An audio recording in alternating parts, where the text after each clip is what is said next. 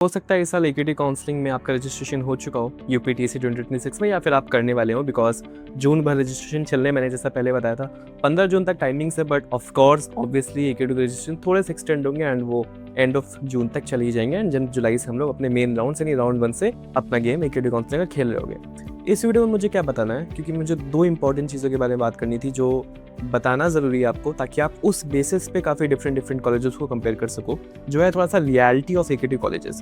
देखो 2 चीज़ें, ठीक है। पहला, कुछ एकेटी कॉलेजेस हैं, लेट्स से वो एकेटी को कॉलेज है, यानी एकेटी काउंसलिंग से आपको मिल रहा है, बट वो हो चुका अब ऑटोनॉमस है, जिसका प्राइम एग्जांपल अब है ABSEC। पहले काइट भी ऑटोनॉमस हो करता था, अब तो काइट खुद की यूनिवर्सिटी बन गया, same goes for JSS also. But ABSEC, NIET, ये सब ऐसे कॉलेजेस हैं जो एकेटी के हैं बट ऑटोनॉमस ऑपरेट करते हैं, काउंसलिंग से मिलते हैं बट ऑटोनॉमस होते हैं। तो इन दोनों कॉलेज में क्या फ़र्क है और रियलिटी ऑफ एकेटी कॉलेज क्या है? देखो, सबसे इंपॉर्टेंट चीज़, सबसे पहली चीज़, AKT में क्या होता है कि सेमेस्टर बहुत डिले होता है, ठीक है। मान लीजिए सेमेस्टर चलना है जून तक, यानी जून में एग्जाम्स होते, डिले होते होते जुलाई तक चला गया, तो इससे क्या होता है, जो आपका ब्रेक पीरियड होता है सेमेस्टर का ना, वो हैम्पर होता है। लेट्स आपको 1 महीने का ब्रेक मिलना है, बट क्योंकि सेमेस्टर डिले हो गया, नेक्स्ट सेमेस्टर तो टाइम से चालू करना ही है, तो कॉलेज से आपको जो ब्रेक है वो बहुत कम टाइम का मिलता है। जब मैं खुद काइट में था तो हमारा काइट का बैच AKT से एफिलेटेड था, तो हम लोगों को मुश्किल से 15-20 दिन के ब्रेक मिला करते थे एक सेमेस्टर के बाद, एंड सेमेस्टर बहुत डिले होता था। अब ऑटोनॉमस कॉलेज में क्या फ़ायदा हो गया कि ऑटोनॉमस कॉलेज में ये चीज़ अच्छे से चलती है, क्योंकि जो एग्ज़ाम होता है वो खुद उसी कॉलेज में होता है, कॉपी चेकिंग उसी कॉलेज में होती है, पेपर उसी कॉलेज के टीचर्स बनाते हैं। तो एक तो सेमेस्टर टाइम पर चलता है एंड आपको ब्रेक्स भी अच्छे खासे, समर ब्रेक्स या फिर सेमेस्टर के बाद जो भी ब्रेक्स है वो अच्छे देखने को मिलते हैं। अब AKT कॉलेजेस में देन जो मेजर प्रॉब्लम आती है वो आती है कॉपी चेकिंग की, कि कोई भी AKT को कॉलेज है, मान लो बजाज है, that is affiliated with AKT, right. अब उसमें आप जब अपना सेमेस्टर का एग्जाम लिखोगे एंड उसको फिर सबमिट करोगे, जब AKT के टीचर्स चेक करेंगे, तो मान लो आपने 70 में से 50 नंबर का सोचा, यार तो मैंने सही कर दिया है, आपके नंबर आ रहे हैं 35। एंड ये बहुत कॉमन प्रॉब्लम है, इस पर आई गेस बहुत वीडियोज़ ऑलरेडी बन चुके हैं, जितने भी AKT बैच से पास आउट चाहे किसी भी कॉलेज के हो बच्चे हो, उन लोगों ने इस पर वीडियो बनाई है। एक तो ये बहुत मेजर प्रॉब्लम है, दूसरा आपको नंबर कम मिलेंगे तो उससे आपकी CGPA हैम्पर होती है। अब यही चीज़ जो ऑटोनॉमस कॉलेज है, भले वो AKT से एफिलेटेड है बट ऑटोनॉमस चल रहे हैं, तो खुद ही कॉपी चेक करेंगे, तो CGPA जो है वो अच्छी है, क्योंकि कोई भी कॉलेज अपने बच्चों को कुछ खास कम नंबर नहीं देना चाहता। उसमें आप एक्सपेक्ट कर सकते हो कि 50 नंबर का पेपर अगर लिखा है तो 45 नंबर तक आ जाए, तो आपकी CGPA बहुत इंप्रूव हो सकती है। तो ये 2 मेजर पॉइंट थे, जो एक AKT एफिलेटेड कॉलेज एंड एक AKT से एफिलेटेड है बट ऑटोनॉमस चल रहा है, उस कॉलेज में आपको फ़र्क समझ जरूरी है। और देखो, एडमिशन के टाइम पर ना ये चीज़ उतना आप नहीं सोचोगे कि यार ठीक है, चाहे ABCC हो चाहे कोई और कॉलेज हो, है तो AKT का तो ले लेता हूँ, बट जब आप उस कॉलेज में चले जाओगे काउंसलिंग के बाद, तब आपको ये 2 पॉइंट्स फील होंगे कि यार इस कॉलेज में थोड़ा ये चीज़ बेटर हो रही है एंड उस कॉलेज में नहीं हो रही है। तो मैं चाहता था कि ये 2 पॉइंट्स 3 मिनट की वीडियो मैंने आपको बता दिया कि आप ध्यान में रखो कि भले AKT काउंसलिंग से कॉलेज मिल रहा है बट वो ऑटोनॉमस है, नॉन ऑटोनॉमस है, एंड कुछ चीज़ें आप उसमें देख पाओ। एक जो रूल है, अब यहाँ पे एक फ़ायदा भी है AKT कॉलेजेस का। फ़ायदा ये है कि अटेंडेंस, अब वैसे तो हर कॉलेज में चाहे ऑटोनॉमस हो चाहे नॉन ऑटोनॉमस हो, अटेंडेंस 75% मैंडेटरी होता है। बट जो ऑटोनॉमस इंस्टीट्यूट होते हैं ना, वो इस रूल को बहुत ज़्यादा स्ट्रिक्टली इम्पोज करते हैं। उसका प्राइम एग्जांपल NIT एक ऑटोनॉमस इंस्टीट्यूट है, वो अपना अटेंडेंस रूल को लेके बहुत स्ट्रिक्ट है। AKT एफिलेटेड कॉलेजेस में क्या होता है, और अगर आप उसमें अटेंडेंस पॉलिसी को ना सही कर पाओ तो फिर आपको अच्छा खासा फाइन तक देना पड़ जाता है, यानी पेनल्टी देनी पड़ जाती है। एंड ये 75% वाली चीज़ मैं अपने पर्सनल एक्सपीरियंस से बता रहा हूँ, ये होती है हेक्टिक सच में।